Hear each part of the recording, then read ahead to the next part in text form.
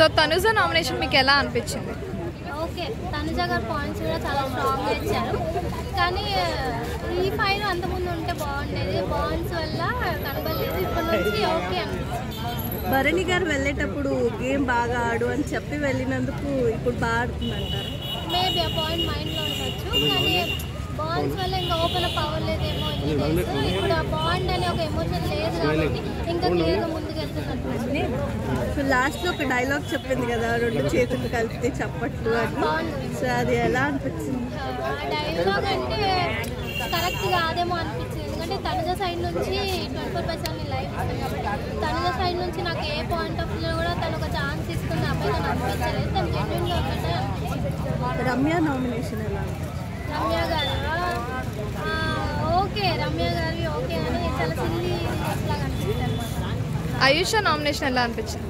చాలా strong points పెడుతున్నాడు. తను క్లియర్గా ఉన్నారు. ఎందుకంటే గేమ్ చూసి వచ్చారు కదా బయట నుంచి. అందరిలో కల్లా వైల్డ్ కార్డ్స్లో చాలా స్ట్రాంగ్ అనిపిస్తుంది. ఆ మాట్లాడే విధానం మీకు ఎలా అనిపించింది ఆయుషది? ఆయుష పాయింట్స్ స్ట్రాంగ్గా ఉంది కానీ కొంచెం యాటిట్యూడ్ ఎక్కువ ఉంది. ఎందుకంటే ఇప్పుడు ఒక పవర్ చేతిలో ఉంది కాబట్టి పవర్ ఉంది, సో ఎవరేం చేయలేరు, నా పవర్ నా ఇష్టం అన్నట్టు మాటలు ఇవే చెప్పు అని. తన స్లాంగ్ అంతేనేమో అనేది ఇంకా తెలియదు. ఎందుకంటే తన ఆట ఇప్పుడే చూస్తున్నాం. కానీ ఎదుటోళ్ళని తను గ్రాండ్గా తీసుకొని మాట్లాడటం అయితే. సో రీతు నామినేషన్ ఎలా అనిపించింది?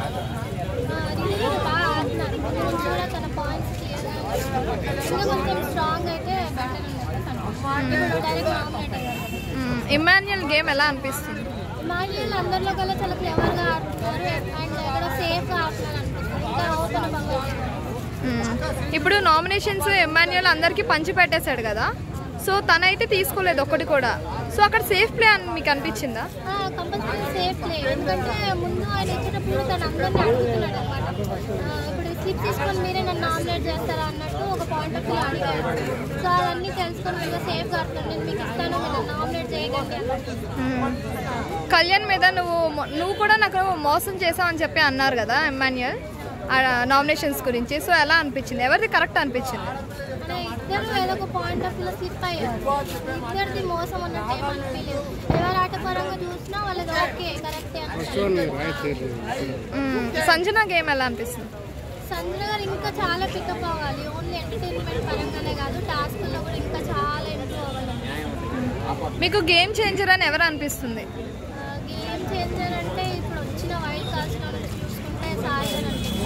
ఎందుకంటే చాలా బాగా ప్రిడిక్షన్ చేస్తున్నారు. అంటే గేమ్ని Bigg Boss side contestant side చాలా క్లియర్గా ఆలోచిస్తున్నారు కాబట్టి ఆయన బాగా ఆడుతున్నారు. సేఫ్ ప్లే అని ఎవరు అనిపిస్తుంది? సేఫ్ ప్లే వచ్చేసి రమ్య గారు. టాప్ 5లో ఎవరు ఉంటారు? టాప్ 5లో అంటే చెప్పలేమండి. ఎందుకంటే బిగ్ బాస్ ఇప్పుడు కంప్లీట్గా చేంజ్ చేశారు. మనము అంచనా వేయడానికి లేదు గేమ్ని. ఎక్స్పెక్టెడ్ అన్ఎక్స్పెక్టెడ్ అయిపోతుంది కాబట్టి మళ్ళీ లాస్ట్ వచ్చేసరికి ఏముంటుందో తెలియదు. మీ ఫేవరెట్ కంటెస్టెంట్? నా ఫేవరెట్ ప్రసంగిత డెమోన్. రమ్య డెమోన్ ఎలా ఉంది?